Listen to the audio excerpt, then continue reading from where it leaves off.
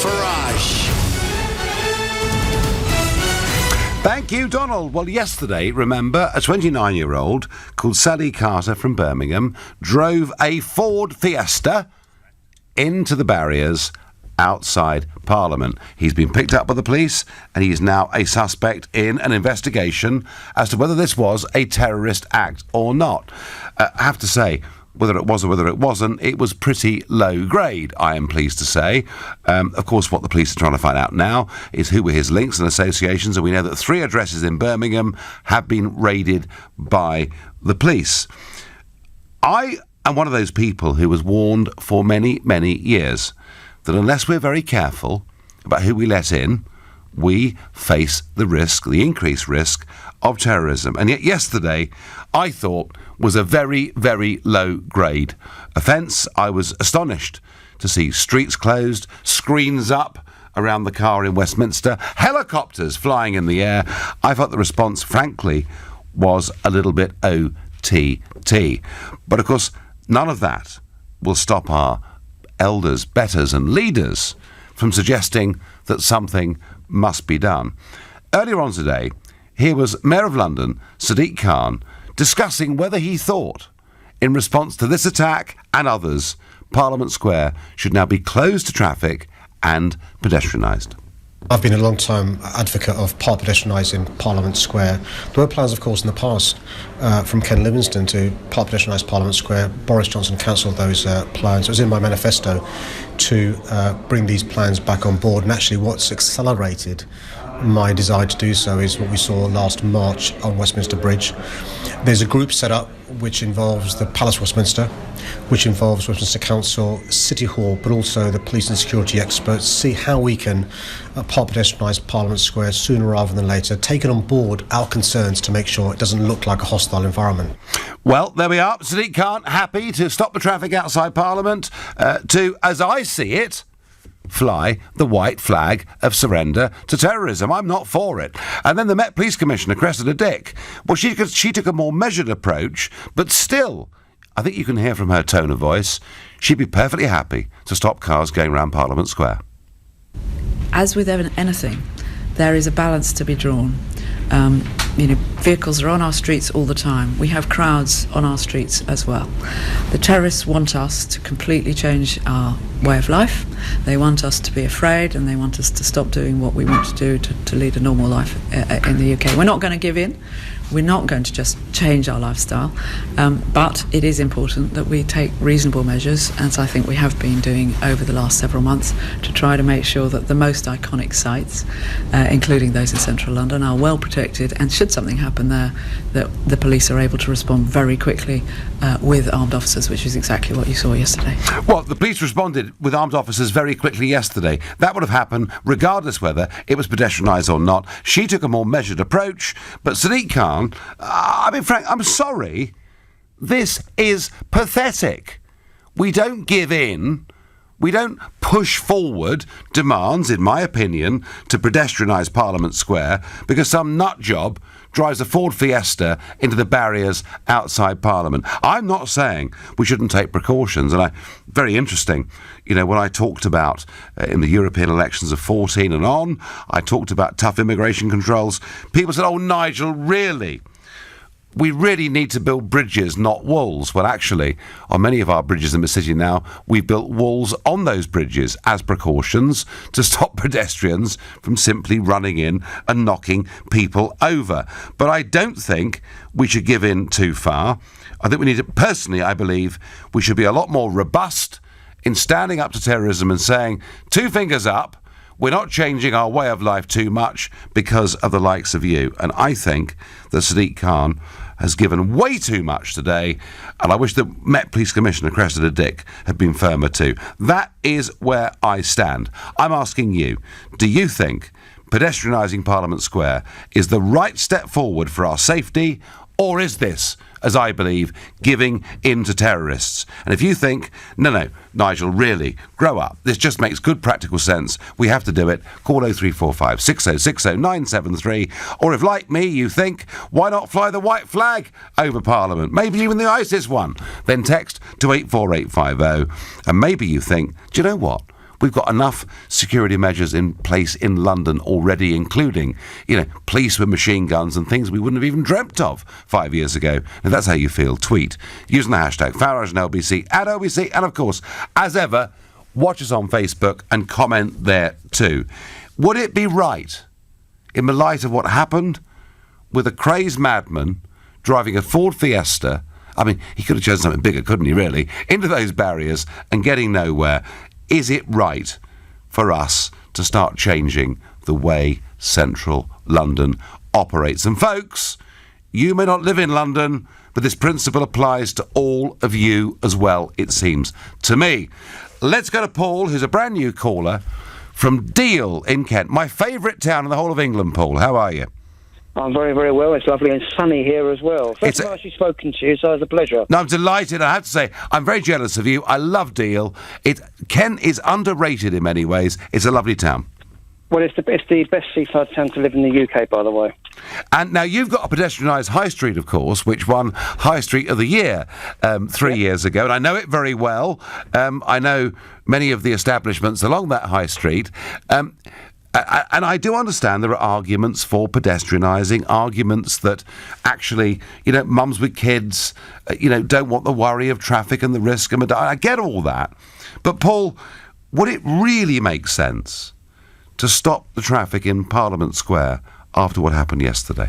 No, not at all. I'm really against it. And when I listened to Sadiq then, and on Good Morning Britain this morning, I think there's a hidden agenda there with that bloke. I mean, he's been trying to do this for years, and now he's got the ammunition to want to do it, and he's using the incident, which is pathetic, and I agree with you, in Parliament yesterday on Millbank, to fast forward the pedestrianisation. And all you're going to do, I mean, it's a congested area already along Millbank, so now you're going to move the goalpost, put all the traffic onto Albert Embankment, having to use Lambeth and Westminster Bridge, make the traffic even worse in London, which also he is against. And everyone's going around, everyone's banging that drum. Theresa May saying they will not win. Well, they've won. If you pedestrianise Parliament, they've won. And the security Paul, there at the moment works. Paul, tell me, do you drive in London much? I'm a bus driver. Right, OK. Well, that answers my question, doesn't it? And I drive coaches in London as well. Has, in your view, the traffic got noticeably worse anyway in the last few years? 100%. I mean, Sadiq Khan has done his best to try and stop tourism. I know we've digressed it, but Coach Park in London's become an absolute pain. There's not many spaces left to able to park. And taking a coach around London, whether you're a commuter coach or a tour coach, it just takes forever. And the minute that superhighway came on the embankment, was a nail in its coffin. Paul, don't. I go from Westminster to the city quite regularly. I can't get the underground because, the sort of extremists would like to beat me up. So I have to go by car. It now takes me an hour to go the 3 miles to the City of London because there's this huge cycle lane that no one's in. But that's a different question, Paul, for a different evening. So for now, on this question, do you agree with me that this is pandering to terrorism? Absolutely, 100%. And Millbank's already been reduced in size to one lane each way. It has, yeah. And now, making it completely, or the possibility to make it completely pedestrianised, is just going to upset more Londoners. And a clever terrorist. The one done yesterday was far from clever. Yeah. What he was trying to achieve, God only knows. And then all this big singing and dance. But the police were there in minutes. But they would have been anyway. They're there anyway. They're there anyway with guns. Thank goodness. And after what happened last year, with PC Palmer being stabbed, I'm not surprised. Paul, you're a star. Thank you very much. Singh says to me, Nigel, this is a white flag to terrorism. Nigel, apart from being clear, unconditional surrender, we will eventually need to pedestrianise all of London and perhaps the whole country, says Solomon, all the way from Jerusalem. Well, Solomon, I have to say, I really find Sadiq Khan's words unbelievable. But maybe Toby from Reading will put me straight. Good evening, Toby. Good evening to you, Nigel. No, I think on this occasion, it's one of few times I agree with Sadiq. And okay. I think it's really, really pragmatic. And just think of it more as you have a lawn, lots of people keep stepping onto it. I know this is far more serious, But you just build a little fence, a little picket fence. You can do it very tastefully. You can paint it green, white, whatever colour you want. In this case, I think it's also good because there are so many tourists around there, and it's always chock-a-block. All right, okay, Toby, I get it. So what about Buckingham Palace? So I think the big landmarks, as I said, you can do this tastefully. Fine. So we stop the traffic in Parliament Square. We agree we stop the traffic at Buckingham Palace. What about Regent Street? You know far more about London than I do, Toby. All I'm saying to you is that if your argument is that we pedestrianise and make safer places with great London landmarks, my argument is to you, Toby, there are a lot of great London landmarks. Yes, so you have to be selective, but for example, Houses of Parliament, you have all the MPs, and there's a lot of power that sits there. So I think there in particular, there's a very good argument for doing it. I don't think it's pandering to anyone. And just as an example, I mean, I used to go out of my house and not lock the door. Would be gone for hours. Nowadays, I have to, because things do change. And I think more important than this is we need to look at why is it happening and how do we resolve those issues. Toby, on the big picture, I agree with you. But as far as yesterday is concerned, this was one nut job. All right? If this was a terrorist attack, it was a pretty minor one. I know one lady on a bicycle got very badly injured. I'm sorry about that. I'm not demeaning that. But surely we're overreacting with the Mayor of London today calling for pedestrianisation. Sorry. Whoops. Hello? Yeah, I agree. But imagine if it had been a lorry, Nigel. Yes, it could have been, and that's why, Toby, we built barriers. That's why we got precautions. That's why we got armed policemen. Look, I get the point. London needs to be safe, but I think this is a step too far. It's my view. Toby, I thank you for your call. You're listening to the Nigel Farage Show, exclusively on LBC. It's now 7:15. Nick Ferrari at breakfast. Weekday mornings from 7. Protests will be held outside railway stations amid anger over what is thought to be a 3.5% increase in regulated train fares. This comes as Transport Secretary Chris Grayling is said to want future increases to be based on a lower system of inflation monitoring, the CPI. Most areas of our country, certainly most of the public sector, now use the Consumer Prices Index as the basis for calculating inflation. I'm really disappointed that the first reaction of the rail unions has been to say our members have to be treated differently to everybody else. I don't think that's right. Nick Ferrari at breakfast. With The Times. Be not just informed, but well informed. LBC. It's never been more important to know your Times. So stay well informed with a subscription to The Times and The Sunday Times and get the stories that matter. Subscribe from just £3 a week for newspapers or digital access, plus offers, events and competitions with Times Plus. Terms and conditions apply. Available to new subscribers only. Through to the last quarter of the lap. Crutchlow has the advantage. Ferocious hitting from Williams. Warrington is going after him now. And then Ronaldo! MotoGP, WTA, Championship Boxing, exclusive UEFA Champions League, plus loads more. Take them all on with BT Sport. Be there, BT. Crunchy sweet corn, fresh lettuce. Co-op sweet corn 2-pack 89p. Irresistible baby potatoes 79p. Little gem lettuce 2-pack 69p. Our latest fresh 3 deals at 3 great prices at your local co-op. Summer specials, come and get them. Fresh 3 products change regularly. See participating stores for details, subject to availability.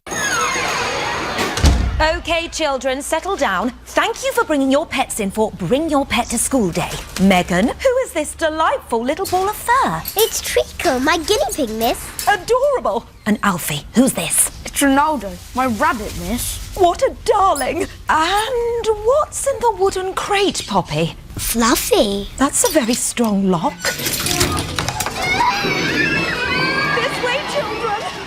With a Land Rover Discovery, adventure can take you, well, anywhere. Never stop discovering. Contact your local retailer to arrange a test drive today. Land Rover, above and beyond.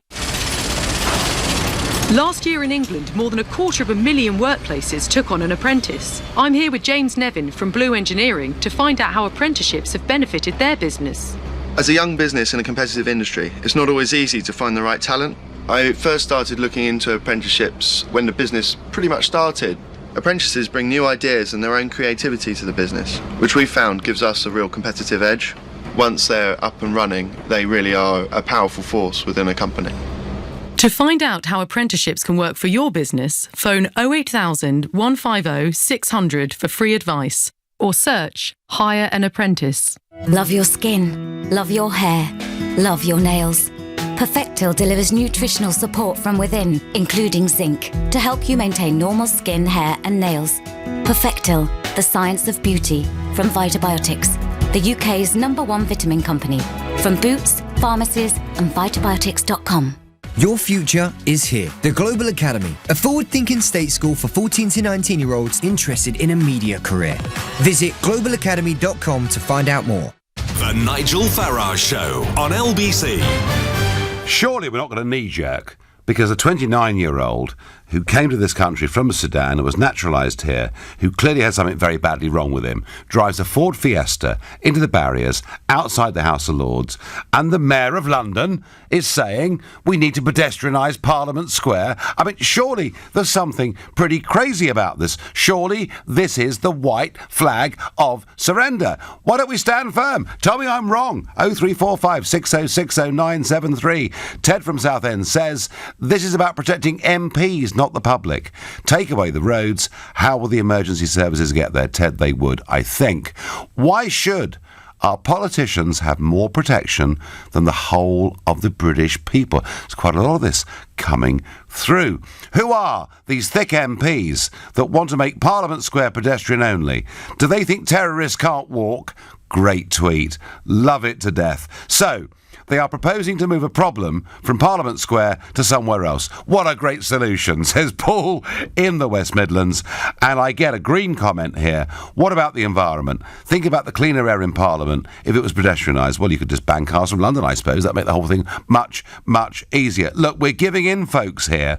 You know, I know the threat of terrorism is there. Nobody has talked about it or warned about it more than me, particularly since huge numbers of people came across the Mediterranean into Europe. It's one of the reasons I thought Brexit was the safer thing to do. But I think we're probably somewhat overreacting today. That is my view.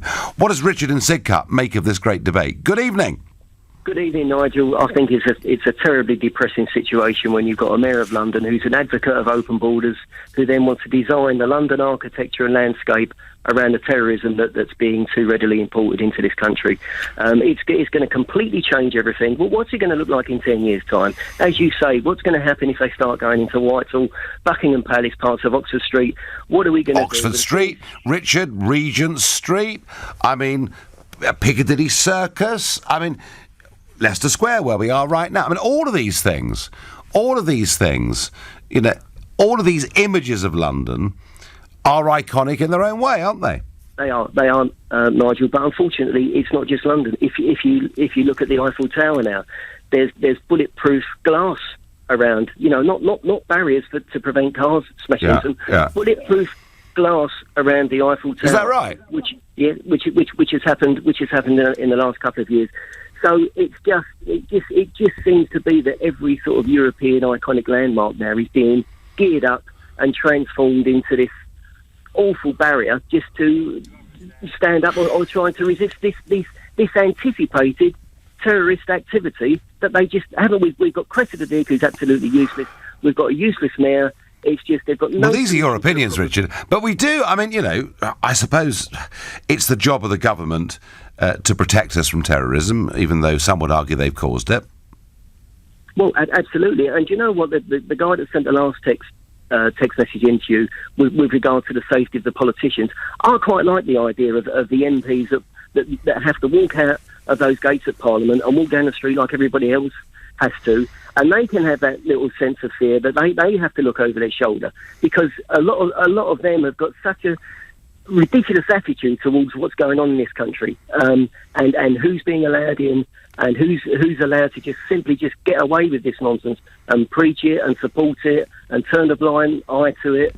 Sadiq Khan, really, he should have a lot more focus onto who's doing this and what the security services. I know the security services are under a lot of pressure, but there's just too much of it, and the solution isn't to change. Why don't we deal with the problem, Richard, rather than let's deal with the cause and not the symptom? Maybe is the answer. Richard, I have to tell you, most MPs walking out of Parliament into the street would have little to fear because no one knows who any of them are anymore because they are a nondescript, dull, careerist bunch, and they're, on the whole, there are exceptions, pretty useless. So thank you very much indeed for your call.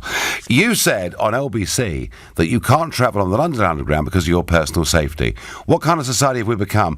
Well, I'm afraid that's been the case with me for 4 or 5 years. I think anybody that is high profile, anybody that is famous, has to think twice about what they do in public. Unfortunately, folks, and this is a separate debate, but some of the left in this country believe not just that they are correct in their point of view, but those with a different opinion should not only not be allowed to have it, but that they are evil. And that is where we have got to. And it's horrible, it's hateful, but hey, it's a different problem. Parliament Square is not being pedestrianised to protect me. Of that, I have no doubt. But is it not an overreaction from Sadiq Khan? I think it is. Anthony is a brand new caller from Camden. Good evening. Oh, hi, Nigel. Hi. So, is it sensible? Is Sadiq Khan, is he doing the practical thing, or is he just overreacting? I think it's absolutely practical. As an ex-soldier myself, you need to target hard, and you need to make sure that you're not exposing anything to chance. So let's say this guy that drove into these pedestrians, let's say it wasn't just a vehicle he was driving, it was a vehicle packed with explosives. Yep. These are the things that we need to think about, and they're saying like, oh, he's and stuff like that. Anthony, I get that point. But there are others, way before you and I had this conversation, that have thought about it as well. If you look at that huge barrier that the Ford Fiesta was crushed by yesterday, it is, I would guess, 40 yards at least from the entrance to the House of Lords. I mean, haven't we put realistically enough protection in place already, whilst at the same time trying to allow normal life to go on? Nigel, you can never put enough protection in place. Unfortunately, we live in a nanny state, and there's never... Well, I don't want to, Anthony. I don't want to live in a nanny state. I'm sick of the nanny state. Neither do I. I'm sick of being told what I can and can't do and where I can go. I'm bored with it, Anthony. But I'm just saying, for instance, let's say this guy had... for instance, I don't know how to describe it, but a 50k explosive in this vehicle he was driving. Yep. He drove up to the people, he hit them, and then he detonated it. We're not talking about a couple of people being injured. But Anthony, he could have done that. He could have done that a mile down the road. He could have done that 2 miles down the road. You got to trust in MI5 to make sure they're doing the job well. I'll tell you what, Anthony, and I'm going to say this, and no doubt get absolutely mullered for saying so and slagged off for saying so, but had a 50k bomb gone off in that car yesterday, would it have caused death and destruction? Yes. Would it have significantly damaged the Palace of Westminster? No. And those barriers are put up to protect an iconic landmark. Above all, that's what they're doing. When it comes to protecting human beings against suicide bombers, the truth of it is, Anthony, there isn't actually much we can do, is there? No, there's not that much we could do, but again, we need to protect. That statement you just made, I actually hope you do get mullered, because human lives matter. But there's also one more thing. Anthony, I wasn't saying they don't, but I was arguing that if a terrorist wants to cause harm to human life, there are plenty of street markets, there are plenty of places in London within a mile or 2 miles of the Palace of Westminster where they could go and do it. Absolutely, but these people, they want to make a point. That's why they would choose Parliament. This is the foundation of democracy. So, Anthony, if we... OK, all right, OK, let me go with your thread of argument. All right? We don't want to take the risk of Parliament being severely damaged, right? So we pedestrianise Parliament Square. We then have to do the same, presumably, to Buckingham Palace, yeah? Yes, I assume so, yes. Okay. Lambeth Palace, where the Archbishop of Canterbury lives? Well, I mean, Nigel, come on. Well, why not? It's a medieval castle. If it needs to be done, then it needs to be done. That's why we've got a threat level, you know. So if somewhere, but Anthony, where does this? But Anthony, where? I mean, look, I understand the point you're making, but where would it end? I mean, would we finish up banning all vehicles from London? Of all these people in this country that hates this country. You know, I'm originally from the Caribbean, and it's totally off subject, but I don't get why, and this is personal to me. There are people who are naturalized in this country who they have no love, no bearing, no understanding, nothing like that of what it means to be British. You know, and coming from the Caribbean, I could actually say that, you know, the Queen or colonialism has shaped us to understand what being British is. You know, so I definitely don't get people who are not from the Commonwealth. So, Anthony, as somebody from the Caribbean who's become British, would you agree with me that, and it won't solve all of it, but one of the things we absolutely have to do is to make sure that people who are immigrants to this country can potentially become part of our society? 100%, absolutely. But they need to have the foundation in understanding what it means to become British. Yeah, and that would be dealing. That would be dealing not with the symptom, but the cause. And with you, Anthony, with that, I'm 100% with you. Thank you. You're listening to the Nigel Farage Show, exclusive in LBC. It's now 7:30 and time for the news with Thomas Watts. Police have been given until Monday to question a man being held over yesterday's suspected terror attack in Westminster. British citizen Sally Cater, who's 29 and originally from Sudan, has been further arrested today on suspicion of attempted murder. England rugby player Danny Cipriani has been charged with assaulting police during an incident at a Jersey nightclub. The 30-year-old's also accused of resisting arrest, common assault, larceny and being disorderly on licensed premises. At least 48 people have died and 67 others are injured after a suicide bomb struck a Shia area in the Afghan capital, Kabul. The bomber targeted an area where a group was studying for university entrance exams. LBC weather, showery rain heading towards the West Country this evening, clearer across Wales, Scotland and Northern Ireland. Then tomorrow some heavy rain in the southeast with scattered showers elsewhere, a high of 19 degrees. LBC Travel, there are long queues on the A2 heading away from town from Dartford Heath to Gravesend. 2 of the 4 lanes are closed there because a lorry is on fire. In the city, Aldersgate Street remains shut northbound from Barbican Station after a crane hit a footbridge yesterday morning. Barnet and Whitings Road is closed in both directions near Whitings Hill Open Space. It's because of an accident. Looking at the trains, and C2C have cancellations eastbound from Upminster. That's because of a problem with the track. LBC Travel, I'm Charlotte Downs. This is LBC. We all like choice, the freedom to choose, to be given options, which is why at Change Exchange we developed a recruitment platform that can post your vacancy to over 200 specialist agencies. One platform that gives you a wider choice of agencies to work with, featuring pre-vetted candidates. There's no subscription fee. You simply choose in advance the fixed fee you want to pay for each filled vacancy. Change the way you recruit with Change Exchange. Search online for Change Exchange Recruitment Marketplace. Oh, it's great to see everyone, isn't it? Yeah, you can't beat a good picnic. Your local Co-op's latest summer deal is 3 for 2 on selected picnic food, including Scotch eggs, mixed olives and feta, coleslaw and many more. When I said we'd all go out to eat, I meant it. Varieties are stocked, cheapest item free. Why did the cow cross the road? To get to the other side. Jan and his Leerdammer cows don't share the same sense of humor, but they do agree on one thing. It's great to spend time outdoors. That's why we let our cows graze outside as much as we can. It's our free grazing promise. Deliciously smooth and nutty. Enjoy a taste uniquely Leerdammer. Visit leerdammer.co.uk for more. John's just napping after a successful NEOP. But when he wakes up again, it won't be to an unexpected bill.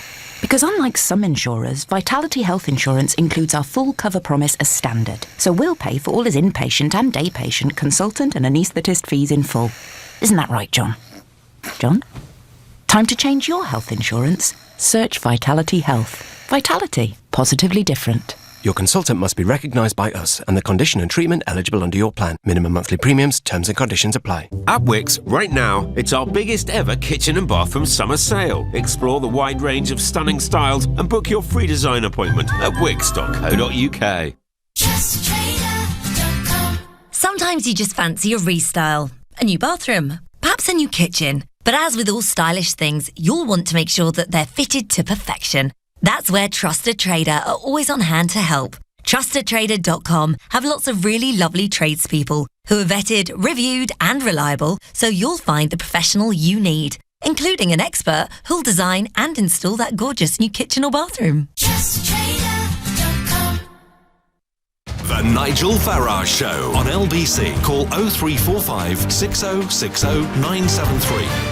Are we really going to pedestrianise Parliament Square because some nut job drives a Ford Fiesta into the barriers outside the House of Lords? Well, Sadiq Khan seems to think so, though to be fair, he has argued that point for some years and today made political points against Boris Johnson, who's always opposed it. I still feel it is an overreaction and not the right thing to say today. And actually, if we're going to stop cars driving around landmarks in London, I've got to tell you, folks, I travel around London by car every day. It's a nightmare already.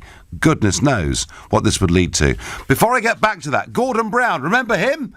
He was the Prime Minister of this country for some time, and he today has been at the Edinburgh International Book Festival, and he was asked a question. Did he think Jeremy Corbyn was a fit and proper person to become the next Prime Minister? Now, bear in mind, the last 2 nights we've debated this very, very heavily, and Corbyn is in some trouble. He's in some trouble, not just because he went to the Palestinian Martyrs Cemetery, but because he kept changing his story and looking insincere. And what former PM Gordon Brown says is there is a problem within a Labour Party with anti-Semitism, and he says Jeremy Corbyn has got to change. He cannot sustain, particularly what he is saying about the international agreement on what to do in our attitudes towards both the Holocaust and Israel. I predict to you that it's going to change within a few weeks, but I believe that even that change will not be enough.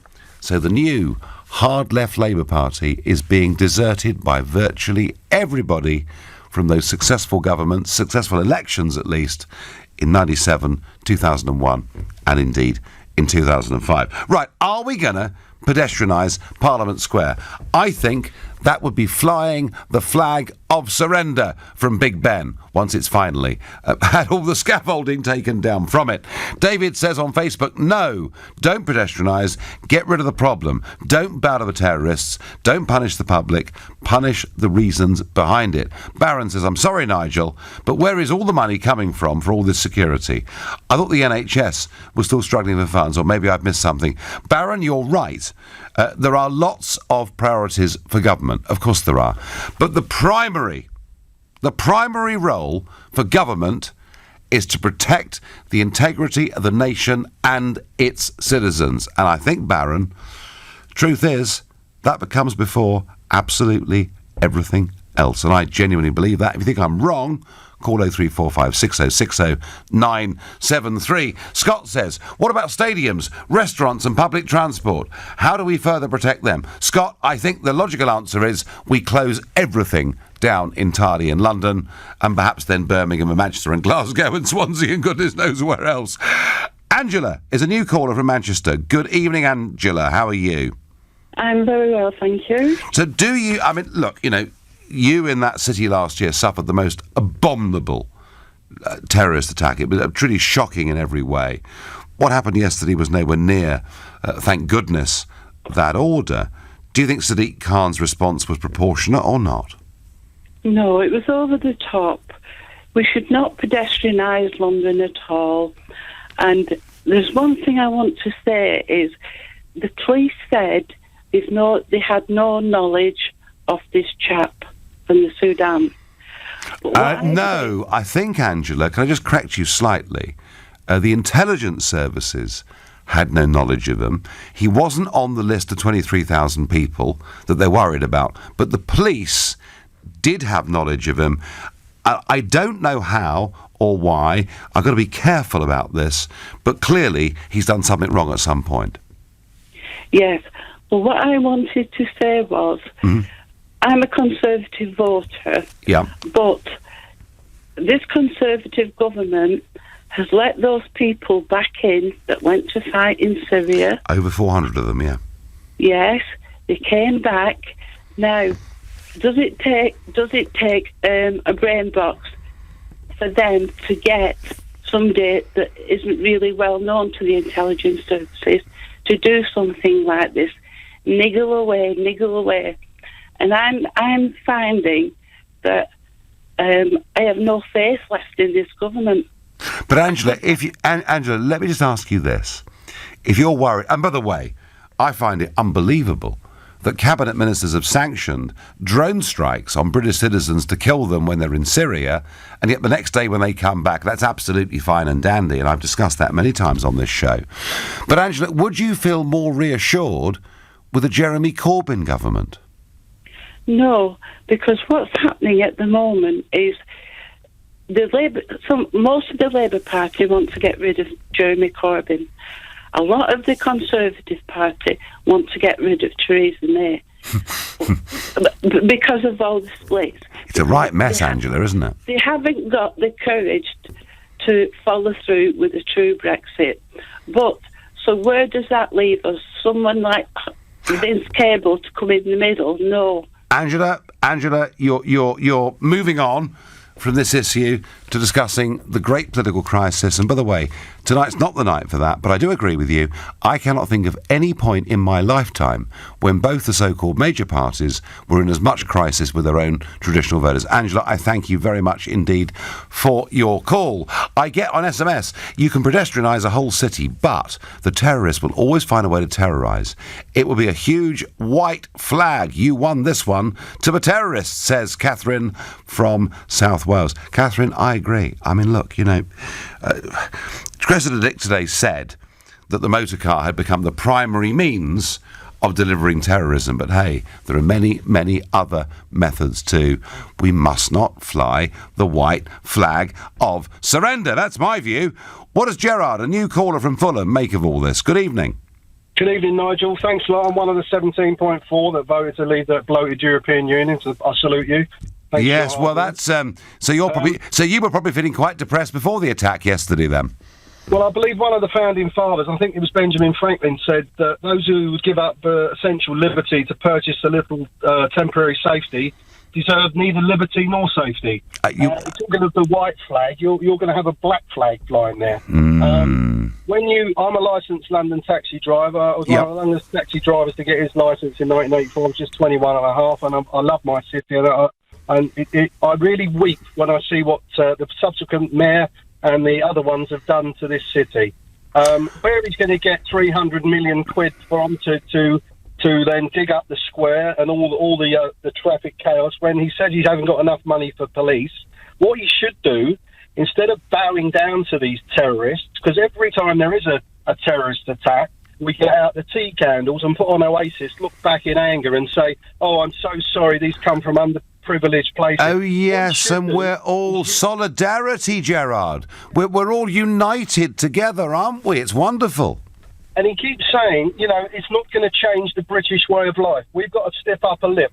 I'll tell you, Mr. Khan, Mr. Hayden Sadiq Khan, because he only pops up when there's something really of any relevance going on.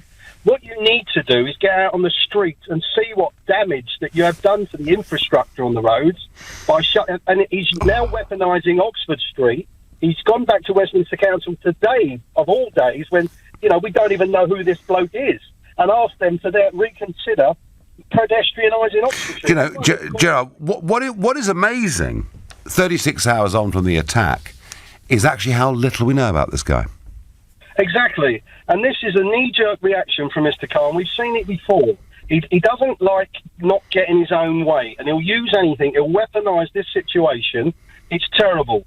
But, it's terrible what's happened. I'm sorry for the cyclists and people who got shot and everything else. Yes, of course. You cannot, listen, my parents lived through the Second World War. My father, they're both dead now. They were telling me that the Germans were dropping 1,000-pound bombs all over Chelsea and Fulham. And life carried on. And we had the milkman deliver the next day. Yeah. I mean, it's absolutely farcical that this man could close Parliament Square, because it will lead up Whitehall, Trafalgar Square, Regent Street, Piccadilly. If you want, just put spikes in the road, Mr. Khan, and have done it. You hate the car, you hate the cab driver, and this bloke will probably get less than what Tommy Robinson's going to get when he gets out. Gerard, he'll have some left-wing lawyer on his side. Spoken like a true London black cab driver. Thank you for your call. You always get strong opinions from London. I believe you, because whenever I get in them, they kind of know who I am, and they always put me straight, I've got to tell you. Nigel, even if they pedestrianised the whole of London, it still would not stop a determined terrorist, I get on SMS. And you're absolutely right. Much as it galls me to agree with you, I agree. If we pedestrianise Parliament Square, we're admitting defeat. However, we have already pedestrianised one side of Trafalgar Square, not far from this building, and the Victoria Memorial without issue. So why not the same for Parliament Square? Neil, there may be arguments, safety arguments. I mean, the north end of Trafalgar Square, and by the way, getting round Trafalgar Square now is a nightmare, but I can sort of see with the National Gallery and huge numbers of pedestrians and street displays and demos in Trafalgar Square, there may well have been a logical reason for closing that road.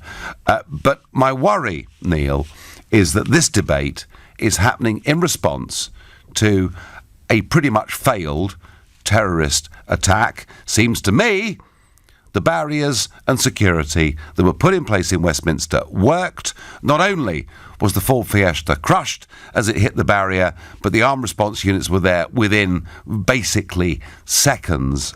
And you can't, however worried you are about the threats we face, you can't fundamentally change our whole way of life. Because if you do, Neil, then the terrorists actually have won. You're listening to the Nigel Farage Show here on LBC, and it's now 7:45. Coming up at 8 on LBC, Clive Bull. Sadiq Khan is calling for a cap on the number of minicabs. Is this the right way, though, to tackle congestion and improve air quality? Clive Bull on LBC. Cruise. Voyage. Boat. Queen Mary 2. Snacks. Afternoon tea. Party. Gala ball. Memorable. Unforgettable. A voyage with Cunard. It doesn't just sound better. At Wickes, right now, it's our biggest ever kitchen and bathroom summer sale. Explore the wide range of stunning styles and book your free design appointment at wickes.co.uk. It's time. Time to join the millions of people that meet happy with Zoom video conferencing. With stunning HD video, crisp audio, and instant wireless sharing across any mobile, tablet, or desktop device. But the best thing about Zoom? It just works.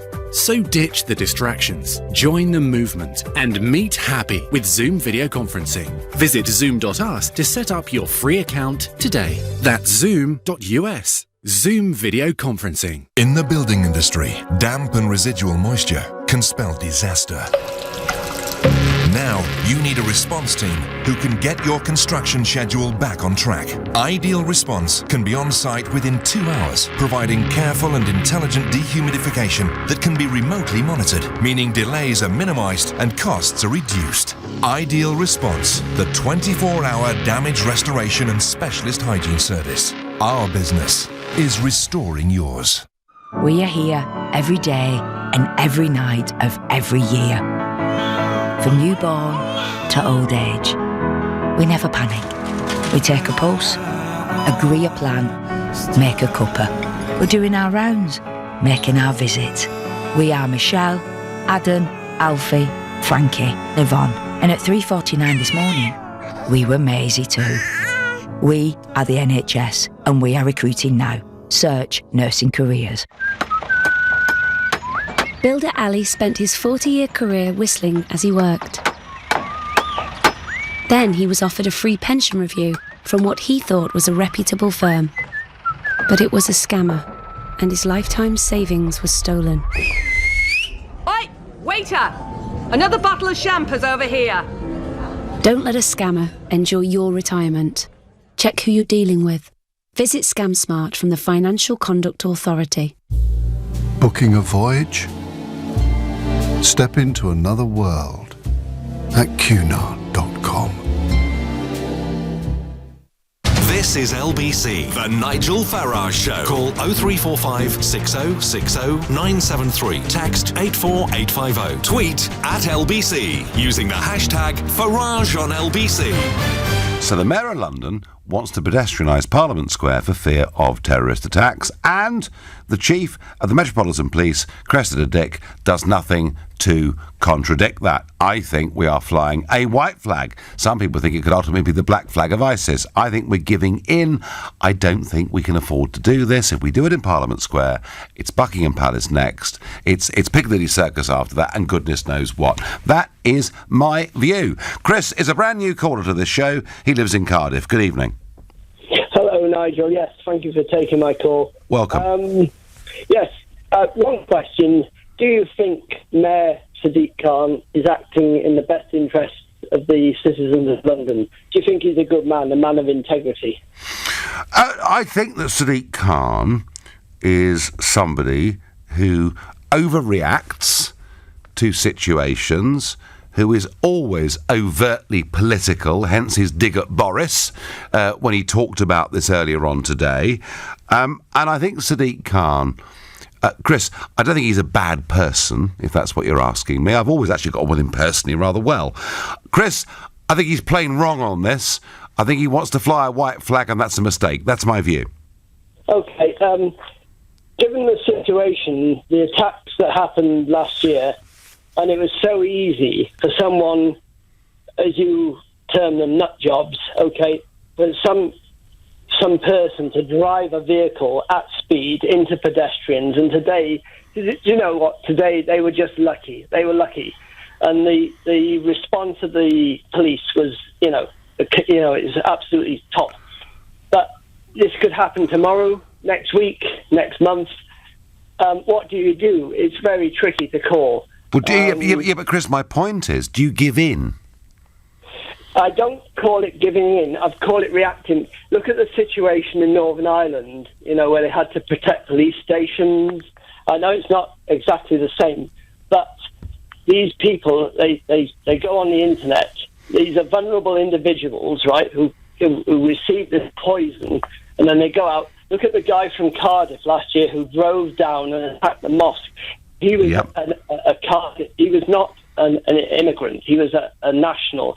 But he was, as you say, okay, it's crude to put it, but a nut job. He was well, I mean, Chris, it may well turn out, when we get more information tomorrow, that Sally Cutter was the suspect was a huge convert to radical Islamism, and that was his motivation, and some would say that was the likely case. But I just think, Chris, even though I've warned about this more than anybody probably, about the risks of terrorism and the risks that were happening with the fracturing of our society, I just think the way we're behaving, Chris, today is an overreaction. I think we're in a very bad place, and I don't know what the answers are, but I would say, regarding the protection of Parliament, and, that's the heart of democracy, look at that MP who came to the aid of the stabbed policeman last year. I remember. We're in a very bad place, and I don't know what the answers are. Well, Parliament, Chris, Parliament was very, very weak. And when that happened, when the policeman was killed, the truth of it was, if Michael Fallon's, who was then Defence Secretary, personal close protection had not had a gun, that guy could have got actually pretty close to the House of Commons chamber. So there were some pretty serious security lapses, Chris. I would argue that we have closed those gaps. And the worry, Chris, is this. If our Parliament and our politicians are seen to be completely beyond our reach, because we've wrapped the whole of Westminster in cotton wool, Chris, my worry is that damages the whole democratic relationship between the governors and the governed even more than it already is. It's a very hard thing to call. It's just very, very difficult. and we're in a very bad place, and 700 ongoing investigations. I know. Chris, you and I would agree with that. 686 ongoing current investigations. All we can do, Chris, it seems to me, is to resource our services, to resource our intelligence people as much as we possibly can. Chris, thanks for the call. I'm going to move on. Others want to have a word. Stephen, who's calling from northwest London, wants to have a word. Stephen, good evening. Good evening. Thank you for having me on. So do we ban cars from London, Stephen? I mean, Sadiq Khan may take us there. No, absolutely not. I mean, it's very hard to add to everything that's been said because the amount of sense that has been spoken on the program is incredible. Good. I think what is interesting, this guy clearly had no hope with the sort of car he was driving. There was no arms in it, so really the Westminster was just the theatre or the stage, if you like, where he wanted this to happen, and he thought he would take a few people out on the way, if you like. So, like you say, this could happen anywhere. Yes. Unfortunately, the only answer is, it's the people that have allowed it to get to this state. They've had their time, they've had their chance, they've failed miserably. Maybe they should start paying. Maybe Sadiq can start putting people returning from ISIS from the other countries. He can start putting them up in his house and paying, looking after them. And everything. I mean, isn't this, Stephen? Isn't this? I mean, Stephen, this. And I've referred to this again and again and again over the last 20 months that LBC have accommodated me here, and I keep on saying, how can it be? How can it be that our Labour and Conservative parties have allowed over 400 people who fought for ISIS in Syria back into our country? It's madness, Stephen, isn't it? Yeah, maybe there should be a tax on the people that are into them coming here in the first place, and they should pay a tax. Because if they're into it, then fine, you pay for it. You've got to get goodness only knows. So, Stephen, we don't pedestrianise Parliament Square, is that right? Pedestrianise? No, absolutely not. Thank you very much indeed for your call. Hang on, I got on Twitter. Even if it was a terrorist attack, the perpetrator did not get past the barrier. So, isn't that proof the security in place is adequate and so no need to pedestrianise, says Marty on Twitter. Marty, you've summed up beautifully some of the arguments I've been trying to make tonight. What's been put in place worked. That car came to stop a good 40 yards from the Piers entrance of the House of Lords. What was put in place worked, it seems to me, and we should not panic and we should not overreact. James says, don't pedestrianise, as it would cause so much traffic getting around Parliament Square. Only cyclists would be allowed onto Parliament Square. Well, some mornings, James, it looks like there are any cyclists there anyway, because such is the trend now, to travel around London by bike. Not a trend that I've caught on to myself. Maybe Fred, a new caller from the City of London, has a view on bicycles versus cars. Fred, good evening. Good evening. On bicycles versus cars, I think cars are with us and will always be with us to stay. And Sadiq is an enemy of cars. And, yes, isn't he? He is. And this is just another excuse to ply his agenda. But on the matter of security, I don't believe we should be pedestrianizing Parliament Square. Getting really tired, actually, of people saying, like Cressida Dick, saying we will not be cowed and our lifestyles are not going to change. These bollards and concrete blocks are not things of beauty. Historically, the best wall and the best security for England has been the English Channel. And well, that's certainly true. Absolutely. We did our jobs right, and we've got good security forces and everything. So long as we had the will, we should have a relatively easy time keeping bad guys out and ferreting out and stopping the radicalization that's going on in the country. We're going to have to be quite robust, Fred, aren't we? Well, we will, but I think the important thing is to have the political will. And I'm not so sure it's there. No, I think, Fred, and again, we've touched on this again and again in the last hour. we're too busy talking about the symptoms of the problem and not the cause. Fred, I thank you very much indeed for your call. Well, some strong passions there. We should never change our ways. How weak would we look, says Ian. Ian, to some extent, just go through an airport. I will be tomorrow morning. We've already, to some extent, changed our ways. But a sense of perspective, please, and perhaps a rather sombre note to end on. Decorator Dave says, here, Nigel, if you want to talk terrorist attacks, let's not forget the 20th anniversary of the 29 lives lost in the Omar bombing. Some of these feeble Fiesta attacks pale into insignificance in comparison to what happened in Northern Ireland over many, many years. And I agree, Dave, we should not forget some of the abominable things that happened there within the United Kingdom. You've been listening to the Nigel Farage Show here on LBC. I'm back tomorrow.